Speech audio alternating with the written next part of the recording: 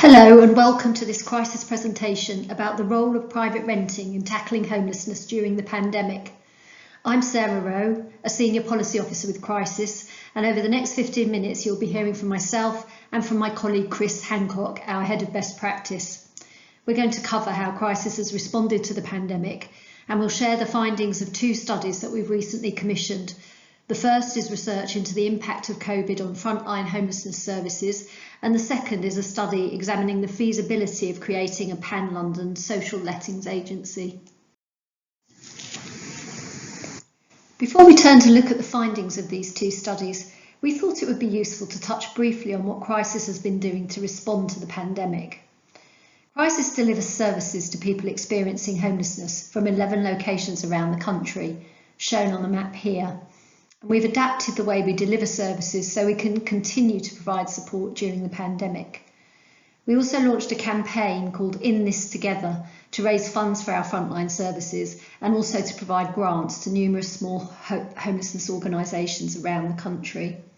And along with other national homelessness organisations, we've continued to work with all three Great Britain governments to seek to influence their response to the pandemic. And we've also been working with local authorities and have published a toolkit to support councils and other local agencies with their homelessness response.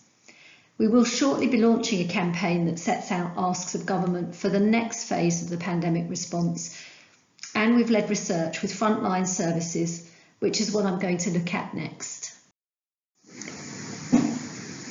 So Crisis is carrying out research to provide insights into experiences of the pandemic on homelessness services at local level. We conducted an online survey with 150 frontline homelessness services working with people experiencing or at risk of homelessness. There are two waves of survey work. The first one was carried out in April and the second will happen later this summer. The findings I'm going to run through now highlight agencies' concerns in the early phase of the pandemic, and it will be interesting to see how these have changed in the next phase of the research. So the Waveone findings were as follows. Around half of services saw a rise in homelessness and the majority have seen increased pressure on their services. 60% of agencies have seen an increase in approaches from people who've recently lost their job, and the same proportion have seen an increase in clients who are sofa surfing. Just under 2/5 are reporting renters at risk of eviction amongst their client group. Together, these findings are of great concern and suggest many will be at risk of homelessness in the coming months. Only 1/5 of local services have been able to get people moved into more permanent housing, whether in the social or private rented sectors, which may be reflective of the suspension of lettings activity as part of the public health response. But this certainly raises questions about the scope to do more to improve access to permanent housing.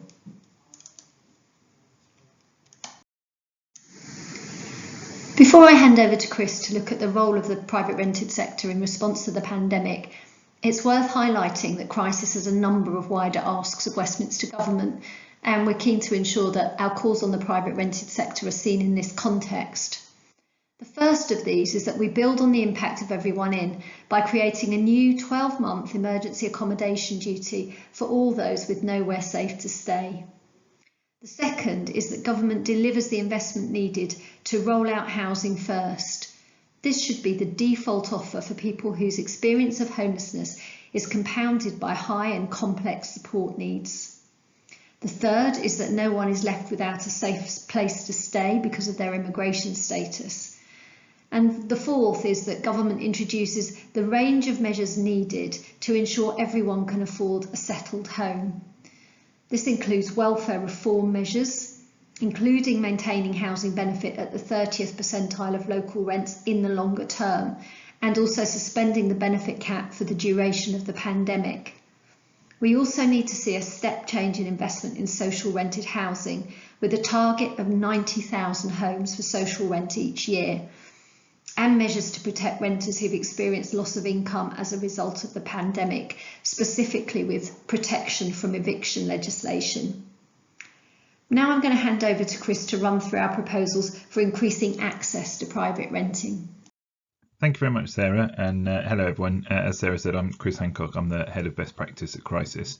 So I'm just going to pick up from where Sarah left us there, in just focusing on the role of the PRS in getting everyone in. So in response to the enormous achievement has been how where nearly 15,000 people have been brought indoors, albeit into temporary accommodation, into hotels and so on. But that's unprecedented. And now there's a real opportunity, a challenge, but a real opportunity to be able to take that and move forward rather than going backwards for people, move forward into their own homes rather than going back to the street. And the PRS absolutely plays a crucial role in that as we see it. The PRS can provide properties in locations that social housing can't. It can provide properties which are ready to move into. It can potentially provide properties which are at a better condition for people to move straight into, and it's also available now, and the changes in local housing allowance, albeit temporary, have opened up the market, and we've seen that in our own services, and so there is a real opportunity to use the PRS, but it needs this additional resource, and we've done work over the last few years looking at what we call private rent sector access schemes, help to rent schemes, social lettings agencies, where they've been set up to support tenants and landlords to make a success of the PRS as a route out of homelessness. So we know that works, and for people that want to look in more details, evaluations of programs that we've run and funding that we've provided on our website supporting that. So we are calling on government to commit additional resources to support with property procurement. There is much greater heightened public awareness because of the Everybody In campaign, and we've certainly seen that in increases in inquiries from landlords asking how they can help. Can they provide a property for somebody to help them move out of the hotels?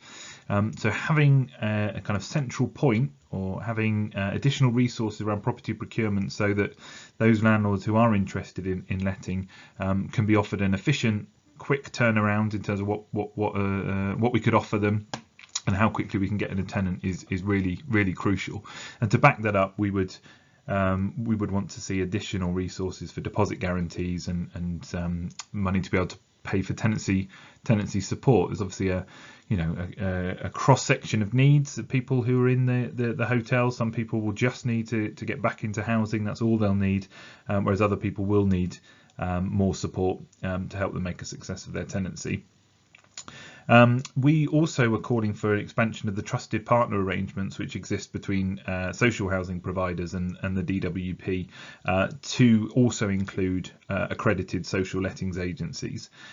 They do a lot of vital work in housing people who sometimes aren't able to get into social housing, and so it's only right that they should have the same benefits in their relationship with the DWP as social housing providers in terms of alternative payment arrangements and so on, and that would be a big selling point, we think, to landlords as well, to encourage them and incentivize them to work with these agencies. So it was very timely that we were doing a piece of work. We'd commissioned a piece of work from Imogen Blood Consultants and funded by Trust for London before the pandemic, looking at how we might create a pan-London social lettings agency. And this came out of a meeting that we've hosted for a number of years, a PRS practitioners forum in London of procurement teams across the third sector and across local authorities, all working with the PRS, and we came to the sort of conclusion that we were unhelpfully competing with each other for the same, at the time, dwindling stock of affordable PRS properties.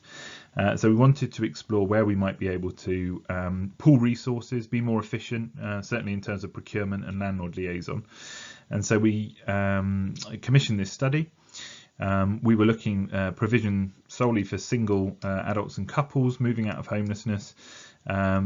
We've got major issues in terms of move on from supported accommodation in London, well, everywhere, but particularly in London, where we need extra supply to help people move on, but really crucially not to compete with the capital letters scheme, so the London Council's joint procurement operation, focusing on temporary accommodation primarily for families, but also looking for singles. We didn't want to compete, we wanted to complement that. So just moving on to the next next slide. The headlines from the feasibility study.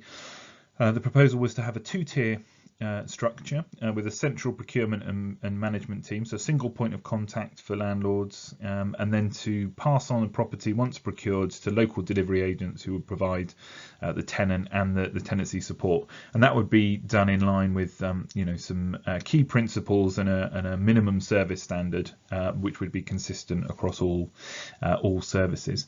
The model proposes a rent guarantee offer rather than upfront cash incentives. We certainly see how the ever escalating sums of money which are promised to landlords up front just distort the market and create an unhelpful competition between local authorities, between the third sector. So we would hope through this to create a consistent offer with the rent guarantee and limit the amount of money that's just put out and unable to be brought back. Tenancy support level would be dependent on need, as I mentioned before, so there is potential for the right property and the right landlords that the PRS could provide some properties for housing first, so for projects with people with the most complex needs who require the most support. Obviously the property would need to be right, the location would need to be right, it'd need to be a long-term arrangement, but there's no reason why the PRS can't provide supply here, and with the high levels of good quality support that come hand in hand with housing first, we would certainly say it's a good option for landlords and a pretty safe option. The study also looked at whether or not it would be feasible for people who are under 35 who are subject to the shared accommodation rate, and the conclusion of the study was this wouldn't be feasible. It wouldn't stack up on the rent levels that are out there in the market compared to what you can receive in the shared accommodation rate, and that corroborates lots of evidence that we've seen over the years that the shared accommodation rate isn't fit for purpose, and adds further evidence to our campaigning on that issue. So we believe that this proposal, and we're talking to government and to other social investors and to landlords to take it to the next steps and test out how we can move forward with the study. And if people are interested in the detail of the study, then we will publish it soon. The lockdown's held everything up. We will publish it, but I'd be more than happy to share a draft with anyone interested if people wanted to contact us directly. So thank you very much, and I look forward to discussing this further. So that brings our session to a close. Thanks to the Evidence Network for Renting for the invite to deliver the presentation. We hope you found it helpful. We'll be around to pick up any questions at the live Q&A sessions, but if you're unable to attend those, please get in touch by email if you'd like any further information. You can email us at the addresses shown here. Thanks very much.